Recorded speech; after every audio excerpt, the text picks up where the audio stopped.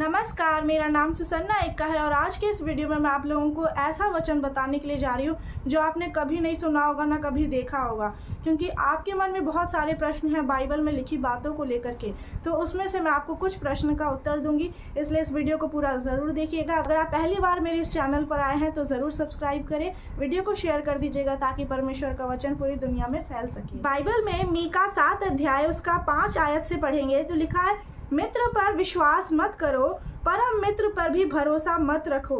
तो यहाँ तक आपको ये समझना चाहिए कि परमेश्वर ने पहले ही कह दिया है कि आपको मित्र जो आपके दोस्त हैं, हो सकता है आप किसी भी प्रकार की संगति में होंगे, लेकिन आपको अपने दोस्त को भी उस पर भी ज़्यादा भरोसा आपको नहीं करना है। साफ बाइबल में लिखा हुआ है कि श्रापित है वह पुरुष जो मनुष्य पर भरोसा रखता है, क्योंकि उसमें उद्धार करने की शक्ति नहीं है, वो भी मिट्टी पर मिल जाएगा। तो इसलिए आपको अगर लगता है कि नहीं परमेश्वर तो दिखाई नहीं देते, तो हम भरोसा किस पर रखेंगे, किस पर हम निर्भर होंगे, इंसानों पर? नहीं, ऐसा बिल्कुल भी आपको नहीं करना है। हमारा भरोसा सिर्फ जीवित परमेश्वर पर होना चाहिए, क्योंकि इंसान तो धोखा देते हैं, बदल जाते हैं, लेकिन जीवित परमेश्वर कभी नहीं बदलेंगे।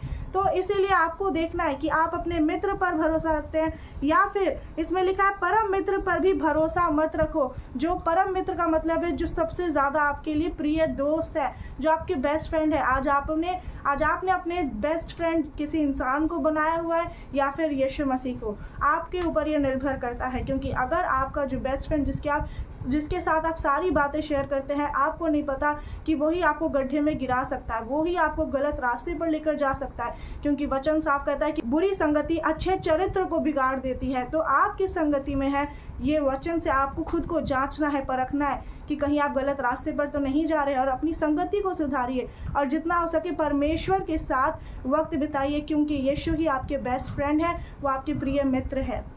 तो आपको उनमें बने रहना है, क्योंकि जितना आप उनमें बने रहेंगे आपको लगेगा कि नहीं आप लोगों के साथ तो कोई बात शेयर नहीं कर पा रहे। ऐसा नहीं है, आपको उनके प्रेम के बारे में जानना है। आगे लिखा है, अपनी अर्धांगिनी से भी संभल कर बोलना। आमीन। तो इस वचन के द्वारा आपको समझना चाहिए जो अर्धांगिनी, जो पत्नी है, अगर आपकी शादी हो चुकी है, आपकी पत्नी है, या फिर आप एक पत्नी है जो एक स्त्री है जो इस वीडियो को देख रही है, तो आपको ये समझना चाहिए कि आपके जो पति है और उसे अपनी पत्नी से संभल कर बोलना है।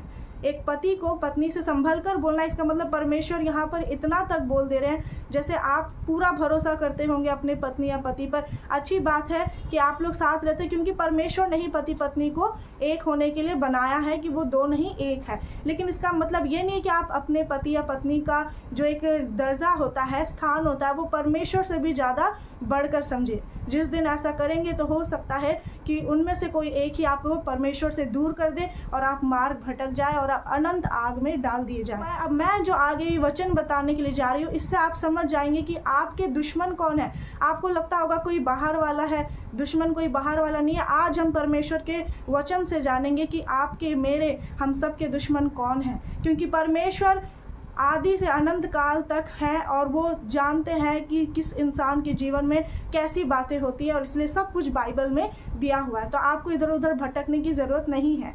उसमें लिखा हुआ है, क्योंकि पुत्र पिता का अपमान करता है और बेटी माता के, और बहू सास के विरुद्ध उठती है। मनुष्य के शत्रु उसके घर ही के लोग होते हैं। तो यहाँ पर साफ लिखा हुआ है कि मनुष्य के शत्रु उसके घर ही के लोग होते हैं। उसके दुश्मन कौन है? आप देखे होंगे आपके परिवार में भी सबसे ज़्यादा जो लड़ाई झगड़ा तो घर में होता ही है, आपके जो भी माता पिता भाई बहनों से, वो बात अलग है लड़ाई होना। लेकिन एक दुश्मनी रखना, जैसे कि अगर आपके प्रति कोई जादू टोना करता है, अंधकार की शक्तियाँ चलाते हैं कि आपको गिराने के लिए, आपको एक्सीडेंट कराने के लिए किसी भी प्रकार की अंधकार की शक्तियाँ का इस्तेमाल करते हैं, तो वो आपको लगेगा कि शायद वो कोई किसी तांत्रिक ने कर दिया। ऐसा नहीं होता है। वो करने वाला कोई और करवाने वाला कोई और होता है, और करवाने वाले कोई और नहीं, वो आपके घर ही के लोग होते हैं। तो आज आपने जान लिया है वचन से कि आपके दुश्मन कौन है, वो आपके घर ही के लोग हैं। तो इसीलिए जब परमेश्वर ने ये वचन कह दिया, इसका मतलब क्या है कि आपको, चाहे आपके आसपास भी जितने लोग हैं जिनको आप बहुत अच्छा मानते हैं, उनसे भी आपको संभल कर बोलना है। ज़्यादा बातचीत नहीं करना है कि आप ऐसा ना हो कि बातों बातों में ही आप फंस जाए, किसी की निंदा कर दे, कुछ गलत बात मुंह से निकल जाए। तो इसीलिए आपको संभलना है इन सब चीज़ों से, और भरोसा सिर्फ जीवित परमेश्वर पर रखना है।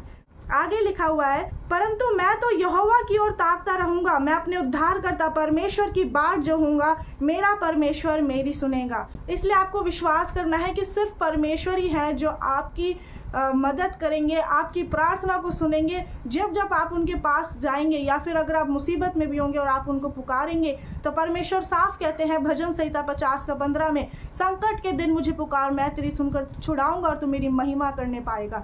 तो संकट के दिन, मुसीबत में जब लोग आपको सब भी छोड़ देंगे, तो अच्छाई में तो अच्छे समय में तो सब आपके साथ रहेंगे, लेकिन जब मुसीबत में सब छोड़ देते हैं तो परमेश्वर ही आपके साथ रहते हैं। और अगर आप गड्ढे में गिर भी जाए तो भी वो आपको बाहर निकालते हैं अपनी सामर्थ्य के द्वारा। कोई इंसान ऐसा नहीं कर सकता, कोई इंसान आपके गुनाहों को क्षमा नहीं कर सकता, कोई इंसान आपको गड्ढे से बाहर नहीं निकाल सकता।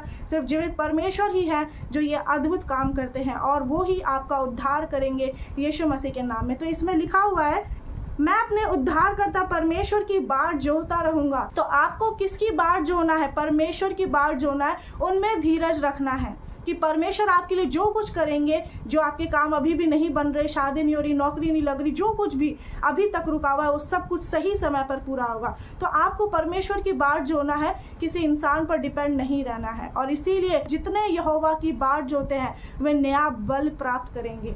परमेश्वर आपको एक ऐसा बल देंगे, ताकत देंगे कि आप उनके कामों को कर पाएंगे। अगर आपके शरीर में कोई बीमारी भी है तो वो परमेश्वर के बल और सामर्थ्य के द्वारा खत्म हो जाएगा यीशु मसीह के नाम में। तो इसीलिए आपको देखना आप किसकी बाट जोड़ रहे हैं, किसी इंसान की या फिर जीवित परमेश्वर की, क्योंकि आप जानते हैं कि आप कौन से रास्ते पर चलेंगे और आपको अनंत जीवन मिलेगा। परमेश्वर ने रास्ता बता दिया है, आगे आपके ऊपर है आप कौन सा रास्ता चुनते हैं। तो मुझे कमेंट करके ज़रूर बताइए इस वचन से आपको क्या समझ में आया, कौन सी ऐसी बात थी जो आपको नहीं पता था, वो भी कमेंट करिएगा। इस वीडियो को सारे लोगों तक शेयर कर दीजिए, परमेश्वर का वचन पूरी दुनिया में फैल सके। परमेश्वर आप सभी को आशीष दे।